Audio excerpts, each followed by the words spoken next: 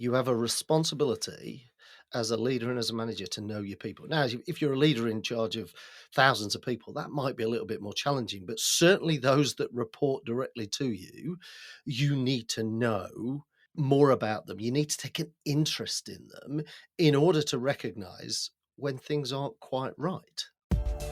The question is from Thinking Focus. Hi, I'm Paul. Hi, I'm Ricky. And the question is, how do you talk talent with your people that doesn't set you up for a tough conversation? Oh, Go on then, talent. well, you know what? I mean, I see this all the time in the work that we do where, people are having conversations or perhaps they're not having conversations. And it all comes back to um, not having clear expectations laid out with people. I agree. Totally agree. It's you don't want this to be tough. Never, ever let it be a surprise. Yeah, and that comes down to a number of things, doesn't it? It comes down to the having robust goal setting conversations or goal defining conversations for somebody's objectives for the year ahead, quarter ahead, month ahead, whichever it is, and also having regular check-ins so it's not like a surprise either at the end of the year or at the end of the quarter. Some of this you need to be having regular and frequent conversations, Yes. not least because actually the goals might change partway through. Well, and the struggle changes. I think if there are, and I've probably fallen foul of this, been in that position where you've only really talked about performance in an annual appraisal. And then, HR have come along and realized that the managers are only doing it once a year. So they fix that by making it 4 times a year, by having quarterly check-ins. Whereas the reality of it, if you're really honest about it as a leader, this is an ongoing, daily, weekly conversation about performance and goals and where you're at and what you're struggling with. And you set that expectation really early on that we're just going to talk about all of this all the time. Therefore, it's not scary and it's not different. Well, exactly. And I think it's about knowing your people. You have a responsibility as a leader and as a manager to know your people. Now, if you're a leader in charge of thousands of people, that might be a little bit more challenging, but certainly those that report directly to you, you need to know more about them. You need to take an interest in them in order to recognize when things aren't quite right, when things are different for them, when things at home might have changed because you see their behaviors playing out in a different way. Yeah, we change our attitude to work depending on a whole number of factors. The structure, the expectation, the fairness factors, if we feel like we're being treated unfairly, if things are going on outside of work, all of those things could be playing into why our performance is good, bad, or indifferent. And this kind of brings us back to our conversation in the podcast 104, where we talk about this 9-box talent matrix, where we rank people's performance and their potential in order to kind of categorize them. Where do they sit? Are they high potential, high performance, i.e., the stars of the future? Are they low potential, low performance, i.e., an area for concern? And I know there are lots of different labels, but there's certainly something where we should be having a conversation around them. And I think, this kind of difficult conversation element or tough conversation, as we've labeled it, really comes down to how robust we are in terms of that assessment. It's really interesting. And by the way, if you don't, if you work for an organization that doesn't use a 9-box grid, it's still worth looking at, because wherever you work, whether you use this model or not, really what you're talking about are these 2 factors: performance, how good are you doing today? Potential, how are you going to grow with us in the future? But it sort of you talk about the comfortableness of the conversation. There is a belief that the higher to the top right somebody is, the easier the conversation is. And I guess there's probably an element of truth there, that if you sit down with somebody and go, hey, you're one of our superstars and here are a load of extra rewards for being that, it's probably not the most difficult leadership conversation you're going to ever have. Whereas if you have to sit down with somebody and go, actually, look, you're underperforming, you're not delivering on your role, and we do not see you being part of this moving forward, that's a much more challenging conversation to be having. Yes, but I think there's also this, as your manager, I like you. So I sugarcoat the message and make you feel better by labeling you. And I think the interesting thing about this is that there are labels that come with an expectation or an understanding of where I sit and how I'm perceived, which may not actually be true. It's on my inability to be straight with you, to say, look, your performance was this. That's exactly what I wanted from you, but it doesn't make you a high performer. Or actually, your performance was this and it wasn't at the required level. But because I don't like tough conversations, I kind of go, oh, and I want to keep hold of you and I don't want to demotivate you. So I'll stick you in the high performer or worse, star category when actually you probably don't have the required evidence to support that. Yeah. And I think, we always go into these conversations imagining them. We work through what could possibly happen when I sit down and talk to this person, and you're going to work through 100 scenarios. And because most human beings have a fairly strong negative bias, chances are 99 of those end with death and destruction, and one of them ends with a hug. So your brain is going to be fooled into believing that it's going to be a terrible conversation because it's easy to think of the bad versions of it. The reality is that's all made up. That's not evidence. It's not fact. It's imagination. Um, but if we walk in thinking it's going to be bad, we are going to pull back and restrain and almost kind of couch the message. And that for me is the sort of one of the really important parts, which is the second you start doing that, you're just building an even bigger problem for the future.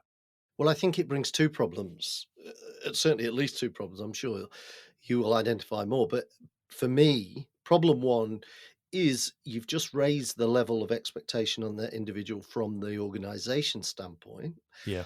And two, you've just created a problem for yourself because you've now got to sit in front of your peer group and justify why you think that person is who they are. And that's not an easy conversation if you've not got some clear evidence and understanding of what they've delivered, some clear management of expectations of them, and some track record of actually having some conversations with them along the way. So if you've not done the groundwork, as I would describe it, i.e., clear expectations, um, absolute clarity about what good looks like, what each of the boxes actually mean if we're going to be transparent with this. And I would always advocate we should be transparent with this, but quite often organizations keep that under the radar because, And sometimes they have to, because sometimes these processes are also linked with pay, of and course, therefore that makes it really complex. And I get that. But I see what you're saying, that the more open we can be with people, but even if we can't say, look, this is where you fit and this is where all your colleagues fit, even if we don't have that conversation, to go, actually, there are two criteria we're using to assess people: performance and potential. Where you fit in the organization today, where we think you could fit in the organization tomorrow. They're separate categories. I think even that, as a base level, starts to open up a conversation about what you're delivering, where do you want to go. It just changes the nature of the conversation slightly.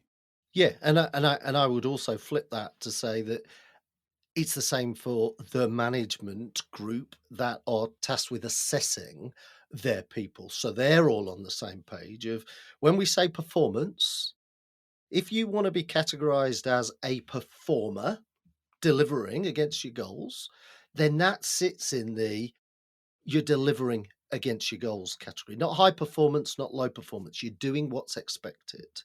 If you want to sit in the high performance category, then that's about doing something over and above as a contribution to the organization that is more than just doing a few more sales or a few more widgets or a few more bits and pieces that's aligned to your job. It's about what's the extra contribution you've made. And labels get really important here, because you've They used do. underperforming and high performing, and I've seen organizations before where you go in between those two is average. Yes. And you just go, oh, you're making this so hard for your managers, because these people aren't average. They're delivering exactly what you've expected of them.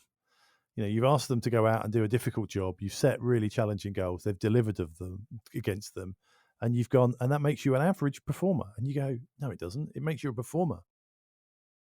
And that's why I don't like.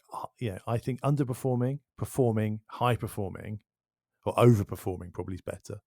Are better labels than average, below average. Because if you make the label too hard, I think that's one of the things that can make the conversation really tough. Sitting down and explaining to somebody this year, you've been amazing, you've done a great job, we're going to label you as average. It just doesn't. It doesn't sit right, does it? Yeah. Well, I mean, that causes me to think about the work by Kim Scott, the Radical Candor, the author of Radical Candor. She talks about these two labels of rock star and superstar. Now, I know that doesn't necessarily fit in your 9-box grid, but actually, a rock star is what a 9-box grid would determine as a core player. They do what's expected of them, and they do it really well. Yeah. Whereas the superstar is more of that. They're on that trajectory to grow, to deliver, and they are exceeding what's expected of them from a performance standpoint, over and above the norm. And this might be a red herring, because I love that model that she has. That one of the things she talks about, I think, in that book, and I've had managers say this to me before when I've been running teams: do not ever build a team of superstars. Oh, you got a right problem on your hands. Yeah, because actually, eventually you're going to leave. They all think they're getting your job. You can, I've seen people who've built teams of superstars, and the teams implode rapidly when something happens, because they all have a high expectation that is impossible to fulfill. You need a load of rock stars, people who deliver. I'm going to play the analogy of star out a little bit further, though, because I think it can relate to the 9-box grid, because you've got 3 boxes in the top right corner, which are your superstars. You've got your 3 down the middle that are your rock stars, but I think the bottom left hand side is a dying star. And you know what a dying star becomes? It becomes a black hole. And actually, if you leave people in that box for too long, I think that does work as an analogy, because you do see them suck hope and energy out of the rest of the team. I hadn't quite thought about it like that. I quite like that. I hadn't until you said it, but it just sort of dawned on me that when you said it doesn't fit with a 9-box grid, that But I think it really boils down to, we've got to be really clear with our people what it means. So to your point earlier around the 9-box grid, me wanting transparency, that's not necessarily about transparency about where everybody else sits, but essentially how we're going to look at you in terms of how you fit, sit, and perform within this organization. Yeah. And I think that I believe you can be transparent about, but also, we're going to look at these 2 metrics. We're going to look at your performance. We're also going to look at your potential. But I think the one thing that the 9-box grid as an assessment tool of talent causes me to go is, where does values, how, and by that, this is the how we go about doing things piece. Where does that sit in all of this? I think it sits across them both, actually. So I think, and again, this goes back to, are you setting the goals properly? You must have had this debate. I've had this with customers before. Is it okay for somebody to deliver against their target outside the norms of the organization? Could they deliver so they hit their targets and be completely destructive? Because if they can, then that probably reflects on the way you're setting their target. Targets have to be within the value system. Of course they do. I'd go the same argument with potential, which is, you are a high performer, you deliver out the box, but you're destructive or toxic or a bad fit to the organization. You don't. I mean, I think of I always, when you're talking about these things, we always think about examples of people we work with, but I can think of somebody just off the top of my head who was such a value clash to the organization, saw the way things should be done from such a different perspective to the company he joined. That wasn't about him. It wasn't about the work he did. He was clearly a bright, capable, really talented person. But in that organization, you couldn't rate him high on potential. you couldn't move him up the organization because he just didn't fit. Well, he's fighting it at every level, isn't he? In Yeah, he terms was. of, I see it, we should do it differently. Well, that's fine. Then this is probably not the organization for you because everybody else does. In this particular scenario, the organization sees the world through an agile lens. It's running at speed and doing things and changing its mind. And this person was, for want of a better analogy, right at the waterfall end. He wanted to sit down and have a 3-year plan and not deviate from it. And you go, well, you can't do that in an organization where every stakeholder around you, is agile and moving at pace, and because you're just gonna fall out of step with them really quickly. Now, so I think value sits across the whole thing. I think, you know, you can't have a performance conversation without talking about values and attitude and fit. But I suspect most managers don't necessarily blend them together, do they? No, and it's really easy to tolerate, particularly. And again, I can think of places I've worked. I think of a really early boss I had who was incredibly talented at what he did. He was very, very good at what he did. Extraordinary, exceptional performance from a task point of view. And yet, I'm glad I worked for him and didn't have to manage him, because he must have been hell to manage. He was hard to work for, but his behavior, and I saw it. I look back now and go, he took a team of high performers, but he isolated us, deliberately isolated us in a company. He made Mm. us as a group other the rest of the organization. We were better than them. We didn't have to do what they said. We didn't have to follow process. We didn't have to follow the rules, because we were something special, none of which was true. Now, at some point, somebody's going to have a conversation of that behavior is not in line with where we're going. And that I think these conversations are tougher. The reason I think they become tougher is, and what I saw in that scenario, is for a very long period of time, and I mean a number of years, people tolerated the behaviors because they wanted the performance. They wanted the numbers he delivered. Yeah. And so when they first had the conversation with him, it was a massive surprise all round. Because we're not having regular and often conversations Yeah. across the expectations of what it means to perform around here. I.e., there is the what you do and there is the how you go about it. Yeah. I remember working in financial services, and we got it was at the time, so you can tell how long ago this is. It was the time they were shutting all the coal mines. So we got advisors giving financial advice on investments and things like that. And people were literally coming in with big checks going, what do I do with this? And the financial advisors were hoovering these up, giving them advice, um, and earning lots of commission on the back of them. Now, you go on the metrics of bonus, on the metrics of performance, they just they outstripped everybody. But it was only ever gonna be kind of once in a blue moon, because you can't close a coal mine more than once in theory. Yes, you might be able to do it if you reopen it, but they're not the same people, and therefore they're not gonna be coming out with the same size checks, with regards to that. But they were held up as the shining light of performance, and yet there was nobody took into account the fortuitous element of that for them, not necessarily for the miners, in that situation. Yeah. But we see that a lot, where circumstances can cause people to overachieve for a period of time. And I think there's, to a certain extent, there's nothing wrong celebrating that overachievement if you recognize what that person did. They didn't create the overachievement, but they were able to capitalize on it, Correct. working the extra hours, putting the effort in, doing the right things. Because again, taking your scenario, and I know very little about financial advisors, but I can imagine for some of them, they had to work quite hard, because suddenly they went from one person a week having this conversation and a bit of a report to like 3 a day, because they were probably concentrated in small areas. So recognizing the contribution they had, and that's where you get back to, as in this year, look, you overperformed. You delivered more than we expected of you, partly because of luck, but you stepped up and capitalized on that luck. Well done, you. But we recognize that that's not next year's performance. We're not going to set next year's targets off what you did this year, because that would be unfair. And also, to judge everybody else by that standard.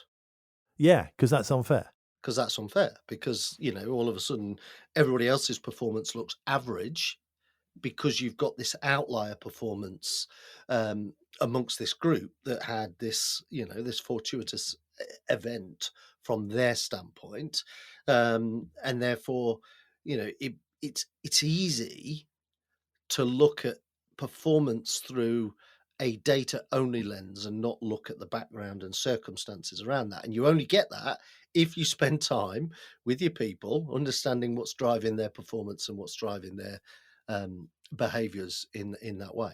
And that's why I think the two conversations, performance and potential, become really interesting.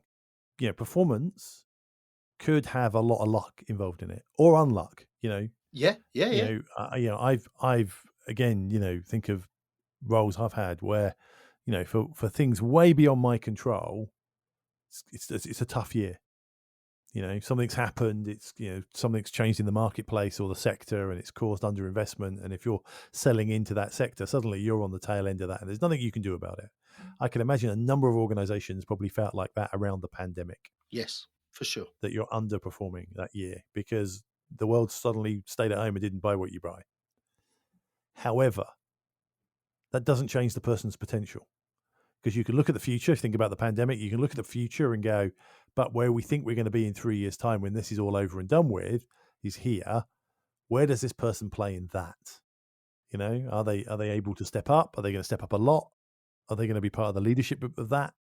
And that's a really interesting question around how many organizations took the opportunity to do that nine box thinking either during the pandemic or as they came towards the end of that pandemic, in terms of, what I mean, it probably hard in terms of during, because you're not quite sure what the future holds and how it's going to play out. Because you think about how some industries have transformed themselves on the back of, having to work differently than the way they did before. But take that just as an example. Therefore, you absolutely need to know who are the people who are overperforming, who are the people who are performing, i.e., the people who understand where you're going, understand how to add value, and work hard towards adding that value. That's what those two boxes are saying, with high potential. So you're looking at those sort of in 9-box grid terms: top right, top middle, because those are the group of people that will lead you out of uncertainty. Those are the group of people that have the capability to adjust and adapt and deliver you when times are really tough.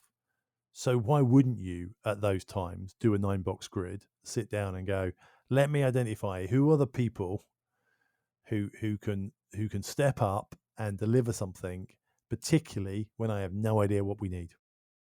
Yes, who's good in an ambiguous world? Who's good in a volatile environment? And it comes back to, I don't know, 2 or 3 podcasts ago when we were kind of talking about, the leader's role in talent management, where you're going, actually, why do leaders need to do this stuff? For that very reason, because it's about fit, it's about attitude, it's about getting the right bodies in place. And we're back to the Jim Collins, getting the right people on the bus, getting the wrong people off the bus, so that you've got the ability, when it all goes pear-shaped, to come out the other side smelling of roses. Yeah. A lot of fruit there. Don't know where that came from. Sorry. A lot of agriculture. Yeah. Roses.